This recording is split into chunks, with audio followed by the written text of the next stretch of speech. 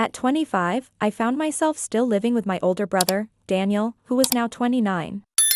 Our parents had passed away when we were young, and ever since, Daniel had taken on the role of my guardian, raising me as his own. While I worked as a graphic designer at a local firm, Daniel had become a successful lawyer, thriving in his career. Our bond had always been strong, a connection built on years of shared history and mutual care. Yet, in recent times, an odd tension had begun to grow between us, something I couldn't quite place but felt keenly in every interaction. One evening, as I was preparing to retire for the night, Daniel entered my room without knocking. I was in the process of changing for bed when I was startled by his presence. The suddenness of it caught me off guard, and an immediate wave of embarrassment swept over me. But as I turned to face him, I noticed something strange in his gaze, something intense that made me feel uneasy. His eyes, instead of moving quickly away as I had expected, lingered on me, studying me with a focus that made my skin prickle. "I apologize for the interruption," he said softly, his voice unsure, as if he didn't quite know how to begin. "I need to talk to you about something." I instinctively wrapped my robe tighter around myself, trying to shield as much of my skin as possible. "What is it?" I asked, my voice shaking slightly, a tremor betraying my anxiety. Daniel paused for a moment, his eyes never leaving me. He took a small step forward, as though hesitant but unable to stay back.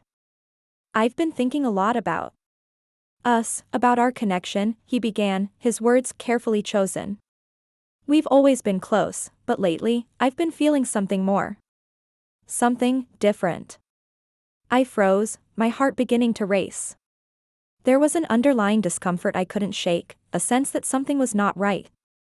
"Daniel, I'm your sister," I reminded him firmly, hoping to ground us both in reality, yet my voice lacked the confidence I wished it had. He stood still, and I could see the internal struggle in his expression, before he took another step closer to me. His tone softened as he continued, "I know, but sometimes I feel like there's something deeper between us. Something I can't ignore." My mind went blank. Daniel had always been my protector, my trusted companion, someone who had guided me through so much. To hear him speak these words was incomprehensible. He had always been family, nothing more.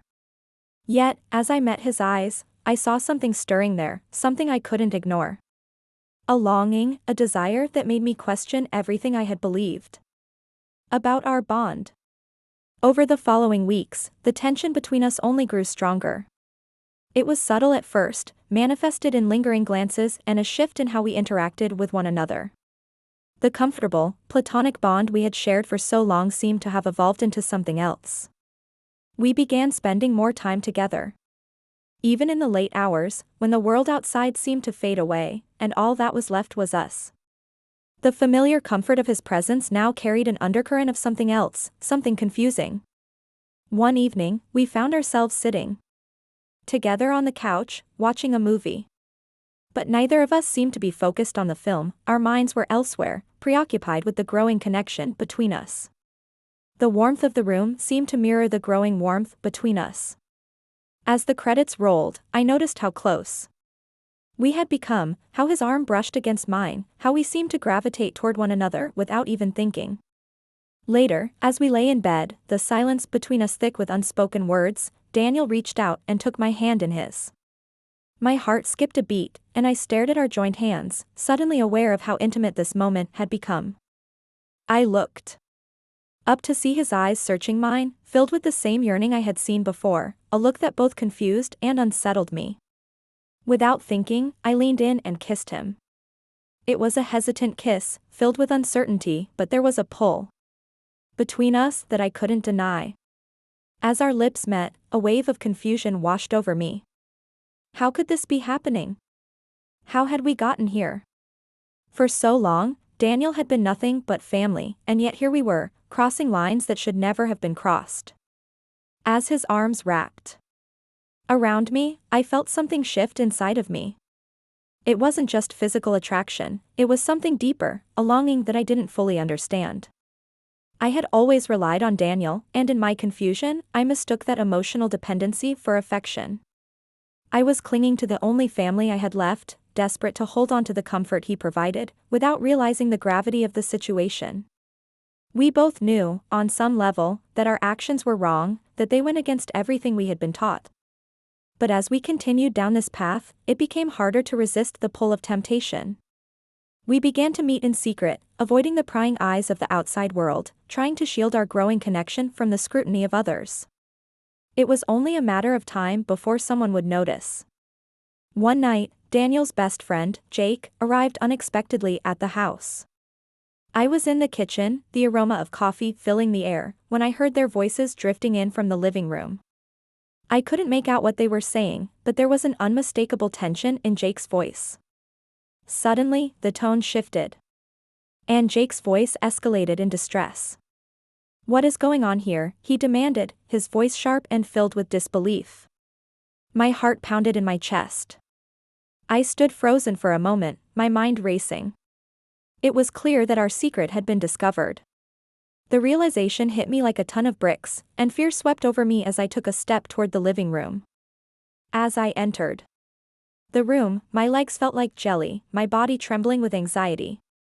There stood Jake, frozen in the doorway, his face pale with shock. Daniel sat on the couch, his head in his hands, clearly struggling to process the situation. The weight of it all crashed down on me in that moment, and I couldn't help but wonder how we had allowed things to go so far. "What's going on?" I whispered, my voice barely audible. I inquired of my voice scarcely rising above a whisper. Jake glanced in my direction, his eyes were wide. "I am truly astonished that you chose not to share this with Mayhay," spoke his voice heavy with pain. "I believed we shared a bond of friendship. I believed we had shared that with one another." All that captured my gaze. "Daniel, my heart is shattering." I realized that we had aired what we had been doing was misguided. I was unaware of the profound impact it would have on those around us. In the days and weeks that ensued, Daniel and I endeavored to gather the fragments of our lives from the fragments of our existence, who understood that our paths could not intertwine. What we had done was beyond forgiveness. We ceased our conversations, meticulously steering clear of one another at every opportunity. I left the apartment unable to endure the weight of the memories that lingered from our time together. I moved out to find space and clarity and threw myself into work to rebuild my sense of self. Yet, despite my efforts, the memory of Daniel's arms enveloping me lingered, refusing to fade away. The sensation of his lips brushing against mine, his absence, weighed on me more than I had ever imagined it could. Yet deep down I understood that our paths would never cross in that way again. In a quiet night, as I lay in bed, a sudden knock echoed through my door. I rose and opened the door, anticipating the sight of a delivery person or perhaps a neighbor. Yet there stood Daniel before me, his eyes brimmed with the weight of regret. "I require," expressed a desire to converse with you." His voice was gentle. For a brief instant I found myself pausing. She then stepped aside, granting him entry. We lingered on my couch, the air around us heavy with unspoken words. "I apologize," he lowered his gaze. "It was never my intention for things to unfold this way. My intentions were never to cause you pain." I gazed at him, my heart heavy with longing. I realize I utter it, my voice scarcely rising above a whisper. "Yet, we cannot alter the events that have transpired. It is irreversible." Daniel gave a slight nod, his shoulders shifting subtly. "Slouched." "I understand," he spoke, his voice heavy with sorrow. "Yet I felt compelled to share this with you. Something I must express. My love for you, a sentiment that will endure forever." Emotions surged within me. I felt the sting of tears as I gazed at him. "I cherish you as well," I proclaimed. Emotion tightened my throat, rendering my voice nearly inaudible. "Yet